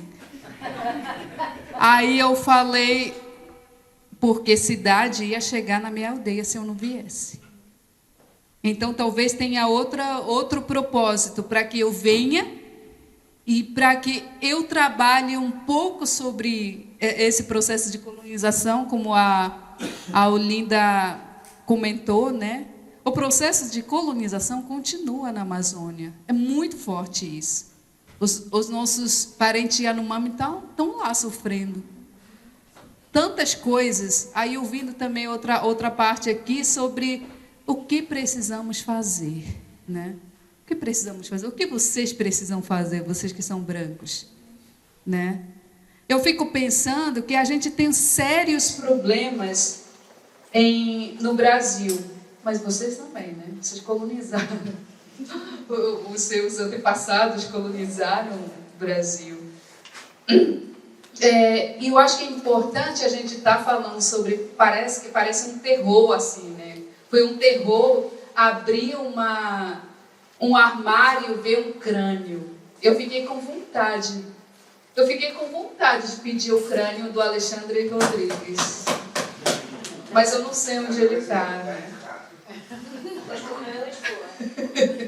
Alcoólatra entrevado e desgostoso, dizem. Eu fiquei com vontade, porque agora, ouvindo também vocês falarem sobre muitas coisas aqui, sobre deixar sumir, sobre não sei o quê, eu não sei, eu realmente vim de lugar bem distante, com outros tipos de pensamento. Eu acho que eu vou provocar um terror aqui. Outros tipos de pensamento. Eu não sei qual seria a reação de um Baniwa que nunca saiu de lá, né? Porque tem muitos povos que estão na aldeia e preferem não ser incomodados, mas que de alguma forma a cidade está chegando lá, como eu falei. A cidade chega. Se eu não tivesse vindo, eu não saberia contar para o meu povo como é a cidade, porque eles me perguntam. Eu não faço nem propaganda de vestibular indígena, só para vocês ficarem sabendo. Porque também eu não gosto de instituição. Eu não gosto. Eu acho que a universidade, me formei na universidade, porque isso é estratégia, né? Eu preciso aprender sobre a cultura não indígena para que eu possa provocar, né? Mas eu não gosto. Eu tenho uma pesquisa sobre as águas, sobre mulheres, que eu não quis, de alguma forma, vincular à instituição, porque a instituição me faz querer ter resultado, né? A instituição dá 2 anos de resultado no mestrado. Você tem que ter resultado, senão não é uma pesquisa, senão você não ganha o título. Nós, povos indígenas, somos diferentes. A gente sempre está em busca do conhecimento. Esse conhecimento é para a vida toda, né? Então, nossas crianças, eles aprendem com o nosso processo. A gente não precisa ter 2 anos para fazer uma pesquisa e entregar o resultado, né? Então, eu fiquei imaginando a reação do povo Munduruku, lá da aldeia, reação de ver um crânio, reação dos Baniwa com tantos conhecimentos. Eu acho que é importante a gente falar muito abertamente sobre o processo de colonização no Brasil. Porque eu acho que agora, de alguma forma, se transformou em algo psicológico muito forte. Assim, um trauma coletivo, né? Às vezes, quando eu vou fazer palestra em São Paulo, eu falo assim, a gente precisa falar sobre dor. Que parece que a gente só sabe falar sobre encantaria, como a aldeia é bom, outro tempo, antepassados e tudo mais, mas a gente não fala, porque somos os filhos de estupros, né? No Brasil, tu chega com uma pessoa, aí você começa a falar sobre a cultura indígena, fala, eu também tenho bisavô índia, né? Tenho bisavô. Aí eu fico perguntando, será que já parou para pensar como ele tem uma bisavô índia, como ele fala? Sabe? Então, na Amazônia, a gente está muita discussão sobre território também, demarcado. Tem uma mapa de um pesquisador que eu fiz palestra junto, que ele mostrava as terras demarcadas, né? E em São Paulo são muito pouquíssimo. E a gente começou a fazer análise, como tinha muito pouco território demarcado no estado de São Paulo. E a Amazônia era tudo vermelho, assim. Aí a gente, então, chegou numa conclusão de que a colonização agora está acontecendo lá na Amazônia, né? Eu sou do tempo, 1991, eu sou do tempo que os missionários chegam no meu território com minha avó, né? Minha avó Maria Luísa, deram nome para ela, porque os nomes também foram dados para a gente, não são nossos nomes. Que os missionários chegam pedindo para queimar as malocas, é muita violência. Aí quando eu chego na cidade, então, se só a aldeia é tão boa, por que você veio de lá? Então, para vocês, eu acho que o Ailton fala sobre alianças afetivas, né? Alianças afetivas. Eu acho que é um processo do DIAC, como eu já falei, que é o retorno, que é a volta, que é o caminho de volta. Apoio das instituições, eu acho que um pouco mais aberto para as novas possibilidades, novas janelas, sem ser muito regrada. Porque temos outros pensamentos, temos conhecimento diferente. E esse conhecimento, quando se fala a queda do céu, né? A queda do céu, todo mundo já está esperando o céu cair na cabeça. Mas isso sobre conhecimento, esse conhecimento mais diverso, esse conhecimento de outros mundos, né? Esse que só se conhece experienciando, vivendo de uma forma sensorial, sabe? Então, eu fico pensando como que pode ser, porque muitas vezes somos chamados para algum projeto, né? E nesse projeto, e como diz o nosso Jair Desbel, que infelizmente não está mais entre nós, muitas vezes a gente é chamado para um projeto, para uma peça de teatro, para uma exposição, mas a ideia que vai continuar ali não são nossas, muitas vezes. É opressor isso. Então, eu acredito que as instituições têm que, de alguma forma, se transformar também. Abrir esse espaço que não seja a universidade, né? Agora você vai fazer essa pesquisa, optou essa pesquisa, mas tem que ser escrita acadêmica, tem que estar escrito. Você vai escrever sobre dramaturgia, uma dramaturgia escrita. E se minha dramaturgia estiver no meu corpo? Né? A gente muito da oralidade, assim, a gente está muito nessa fase de discussão. Dramaturgia tem que ser livre, se não tiver, então não é. Então, eu acho que abrir um pouco essas possibilidades e outros pensamentos, porque parece que as instituições, isso está incluído no negócio do museu também. Se a gente não pode tocar, para mim não tem nada a ver com floresta. Sabe? Porque a floresta está em movimento, parece que quando você mergulha na água, você é silêncio. Não é silêncio, é outro som.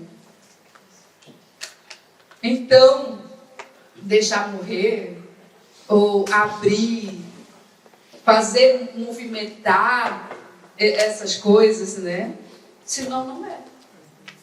Não reflete floresta dentro dos museus. Até agora eu não vi. Talvez tenha refletido no dia que vocês tocaram nessa carta, né? Eu acho que é essa transformação que precisa, enquanto isso não tem. Não, infelizmente não tem. As universidades estão muito trancadas, eu acho. Não gosto. Mas eu preciso estudar. Não gosto. Eu já estou falando abertamente. Eu não sei nem se está transmitindo, que a Unicamp vai ouvir.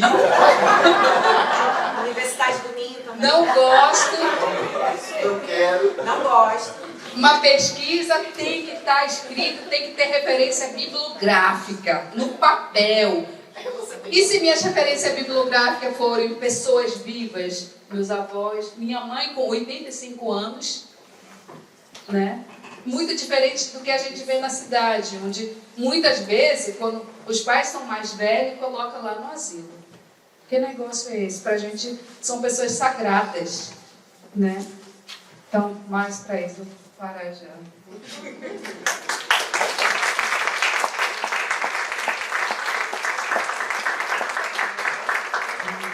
Também uma última palavrinha, trazendo aqui para o contexto de Portugal, porque eu moro no Minho, moro em Braga, na Universidade do Minho, e entrei para as estatísticas portuguesas. Olinda, Ziel está te chamando ali. Entrei para as estatísticas portuguesas de problemas com os meus senhorios. E estou sendo extremamente oprimida, estou sendo ameaçada, estou sendo tratada de forma completamente agressiva. E isso me fez pensar como um marco temporal, sobre essa ideia de propriedade. A propriedade é opressão. A ideia de propriedade é uma ferramenta para oprimir o outro, para tirar a terra da gente, para tirar o chão da gente, para tirar o nosso espaço, o nosso direito à dignidade, ao nosso próprio corpo. O corpo é nosso. E vocês não estão entendendo, e quando eu digo vocês, eu digo o mundo, que não é o nosso corpo só, porque a gente é a terra. E se a gente não perceber, nós vamos junto. A gente está adoecendo com agrotóxico. A gente está todo mundo doente quando chega a primavera, por conta das mudanças, das alterações. Gente, é sobre território, é sobre propriedade. É sobre quem acha que pode, porque tem o direito de dominar, porque tem dinheiro. E isso está acontecendo aqui, em Portugal, 2025. Todo mundo sabe. Se vocês não se levantam também, a gente vai continuar sendo oprimido.